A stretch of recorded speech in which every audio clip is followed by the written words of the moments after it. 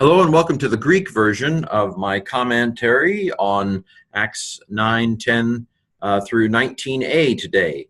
And of course, we are in Acts 9, which is the conversion of Saul, not a conversion to a different religion, Christianity, but a conversion to a different understanding of the Israelite story.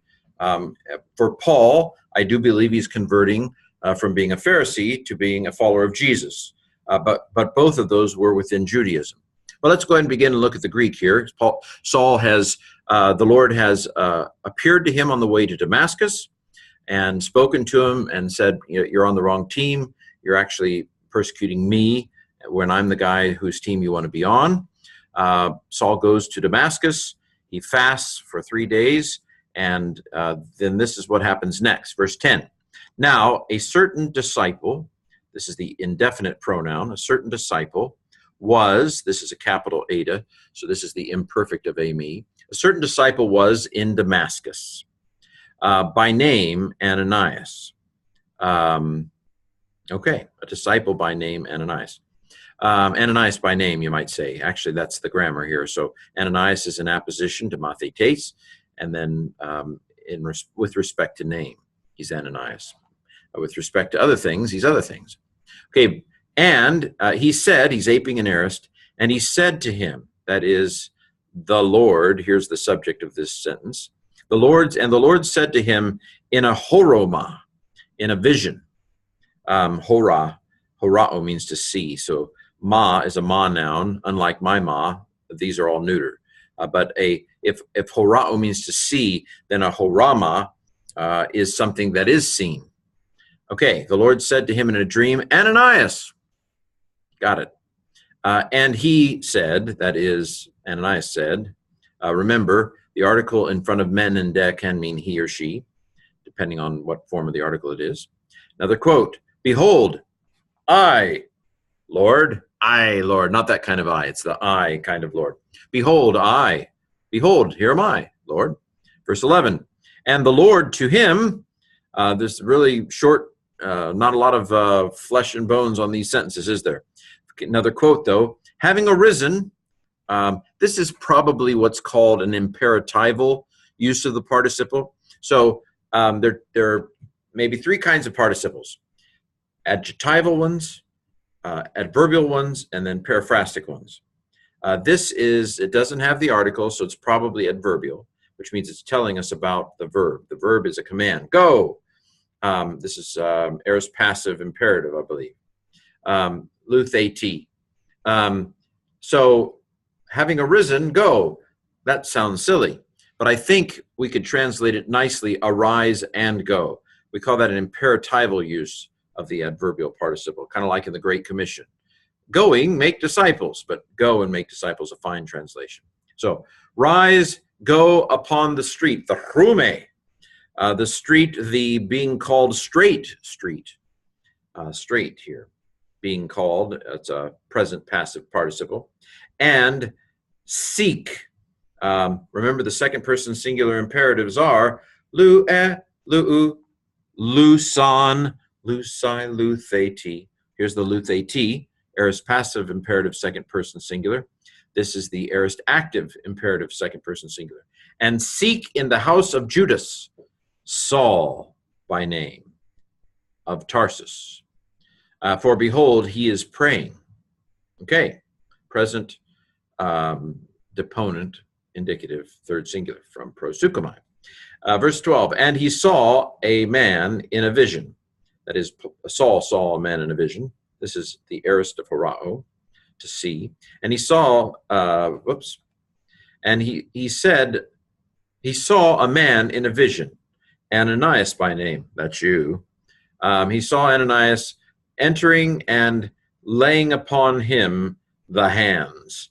So this is a participle, aorist, because of the elf. This is epithythemy, theta epsilon, it's aorist. In order that, hapos is introduced a purpose clause. Therefore, we know a subjunctive is coming. Subjunctive is coming, and this is the subjunctive. Ace A, third person singular, the epsilon's been fried because it's subjunctive, and the iota is hanging on for dear life. A psi is the key to a hidden sigma. So this is in the subjunctive, a sigma before the ending indicates aorist. In the indicative, a sigma before the ending indicates future. So this is in order that he might see. Verse 13. And Ananias answered. This is aorist passive, but it's actually deponent because apokrinomai is deponent. Lord, vocative, quote, I have heard, aorist, from many concerning the man this, demonstrative pronoun, as many things evil to the saints of you he did in Jerusalem. This is not a nice man. You sure you want me to go and see him? You sure you want me to lay hands on him? Because I kind of think he wants to lay hands on me. Okay, verse 14. But of course, it keeps, quote, here's Ananias keeps going. And here he has authority from the high priests, plural, probably including Annas along with Caiaphas. Caiaphas is the official high priest, to bind deomai. That's an infinitive ending. 6 out of 7 infinitives end in I. With the sigma alpha, it's aorist. Aorist active infinitive. To bind all the ones calling upon the name of you. Present participle. Okay, verse 15. And said, aping in aorist, the Lord said to him, quote, go, because a vessel chosen he is to me, this guy. This guy's a chosen vessel. To bastasai. To with the infinitive is a purpose construction. We play the infinitive game and we translate it in order to bear, in order to carry, in order to bear the name of me before both Gentiles and kings and sons of Israel. Verse 16. For I, the I doesn't have to be there, so it's a little emphasis. For I will show to him as many things as it is necessary him on behalf of the name of me to suffer. So don't worry, he's going to get his. This is the aorist infinitive of pasco. Ain tells me it's an infinitive, active infinitive, and path is the irregular aorist, second aorist I've just memorized from pasco. Okay? Verse 17. And Ananias went away, and he entered into the house. Notice how he doesn't seem to hesitate here. And having laid upon him the hands, he said, again, this is the aorist of epithythemy.